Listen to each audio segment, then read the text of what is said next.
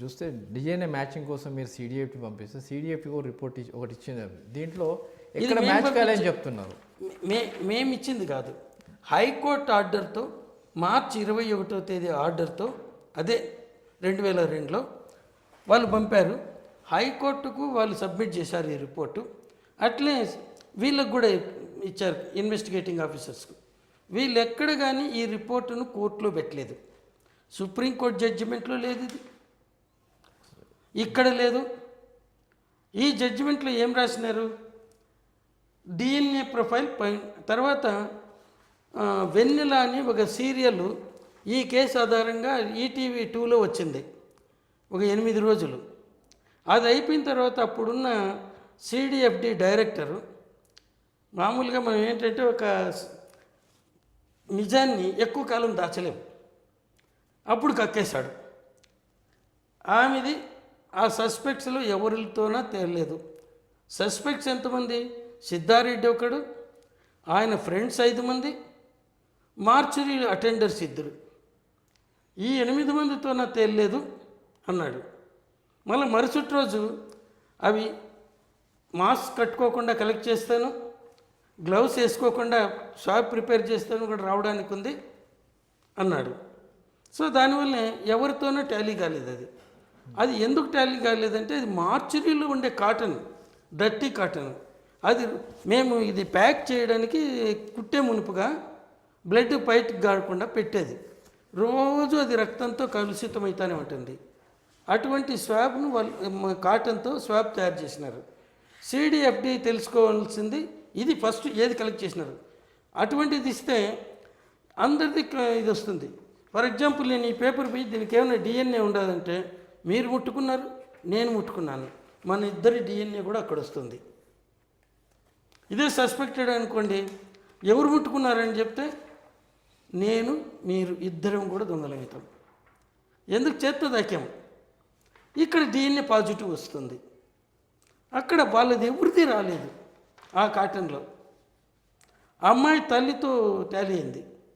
ఎందుకంటే అమ్మాయి అప్పుడు చనిపోయింది, శవం కూడా డిస్పోజ్ చేశారు కాబట్టి తల్లితో టాలీ అయింది. ఎందుకంటే డిఎన్ఏ అమ్మాయి తల్లిలో ఉండే డిఎన్ఏలో ఈ న్యూక్లియస్లో క్రోమోజోమ్స్లో సగం అమ్మాయి కూతురు పోతుంది, జన్మనిచ్చిన తల్లిలోని సగం అది టాలీ అయింది. సో అది ఆ అమ్మాయిదే అని కన్ఫర్మ్ కావడానికి.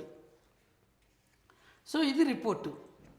అక్కడ కూడా ఏం ప్రూవ్ కాలేదు, ఎవరూ రేప్ చేసినట్లేదు. తర్వాత ఫారెన్సిక్ సైన్స్ ల్యాబొరేటరీలో semen or spermatozoa are not found అని ఇచ్చినారు. ఇంకా అది రేప్ అయితే ఆ సెమెన్ ఉండాలి కదా, అది ఎక్కడ పోయింది?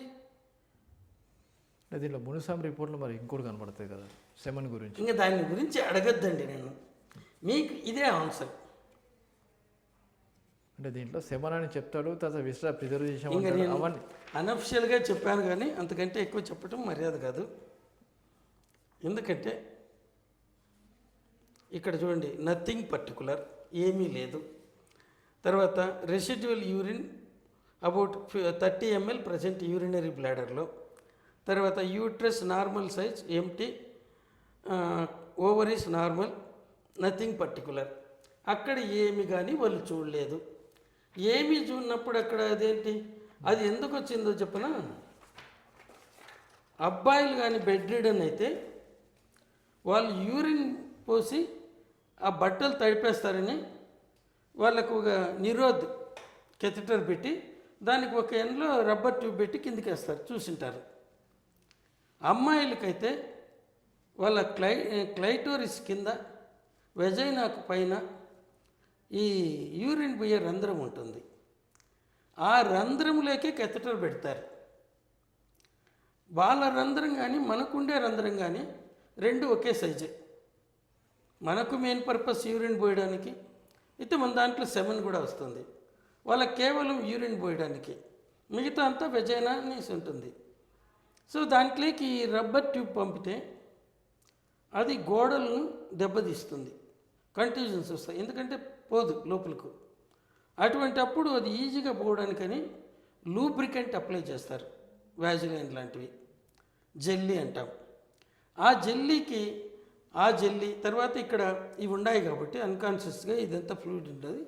వెజైనల్ ఫ్లూయిడ్ అక్కడ ఊరుతుంది. అది ఈ జెల్లీ మిక్స్ అయ్యి ఆయన అది సెమన్ అనుకొని పొరబడి ఉంటాడు. అది semen collected and preserved for DNA finger print అని రాసినాడు. అది సరే తర్వాత కళ్ళతో చూసి అది సెమన ఏంటి అని చెప్పలేము. ఓన్లీ మైక్రోస్కోప్ కింద ఎగ్జామిన్ చేస్తేనే స్పెర్మటోజోవా ప్రజెంట్ ఉంటేనే చెప్తాం. ఇంకోటి యాసిడ్ ఫాస్ఫేటేజ్ టెస్ట్ అని చేస్తారు. దాంట్లో ఆ ఫాస్ఫేటేజ్ ఎంజైమ్ ఎంత ఉండదు అనేది కనుక్కొని సెమన్లో ఉంటుంది ఎక్కువగా. సో అది ఉందా లేదా అని చూస్తారు. సో దీన్ని బట్టి వాళ్ళు సెమన్ అని చెప్తారు, కానీ కెమికల్ టెస్ట్ అది సాధారణంగా వీళ్ళు చేసేది. ఇంకోటి మైక్రోస్కోప్ కింద స్పెర్మటోజోవా చూస్తారు.